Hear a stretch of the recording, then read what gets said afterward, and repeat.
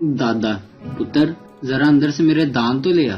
पोता, पर दादाजी अभी तो रोटी नहीं बनी। दादा, और नहीं पुत्र, रोटी नहीं खानी, सामने वाली बुड्ढी अम्मा को स्माइल देनी है।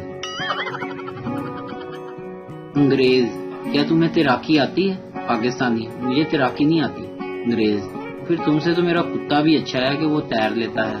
पाकिस्तानी, क्या तुम्हें तैराकी आती है? अंग्रेज, हाँ आती है। पाकिस्तानी, फिर तुम्हारे में और कुत्ते में क्या फर्क हुआ? एक स्कूल में आग लगने की वजह से तमाम स्टूडेंट खुश थे कि कल से स्कूल में छुट्टियां होंगी। वहीं एक बच्चे को उदास देखकर टीचर ने पूछा, बेटा आपको खुशी नहीं हुई? बच्चा मासूमियत से बोला, सर आप तो बच गए ना। गाहक हजाम से, तुम लोगों को डरावने किस्से क्यों सुनाते हो? हजाम, इसलिए कि बाल काटने में आसानी रहती है। गाहक हैरानगी से, हैं बाल काटने में आसानी रहती है? हजाम, हाँ ना, जब मैं उन्हें डरावने किस्से सुनाता हूँ तो उनके बाल खड़े हो जाते हैं।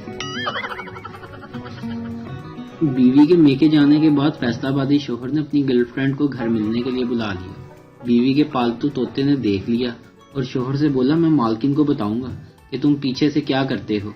गर्लफ्रेंड के जाने के बाद शोहर ने एक काला कपड़ा तोते के पिंजरे पर डाल दिया और तेज पंखा चला दिया।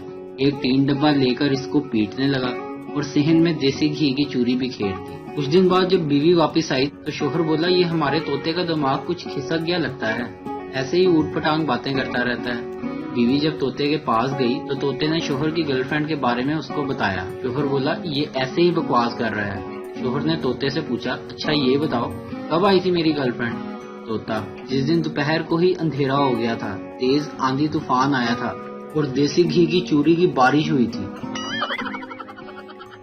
वीडियो देखने का शुक्रिया।